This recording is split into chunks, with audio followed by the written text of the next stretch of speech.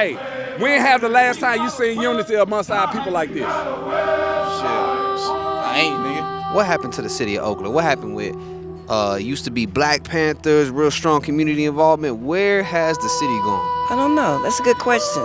I was born and raised here, and it's totally different. The people living on the streets, look at everything's closed around you.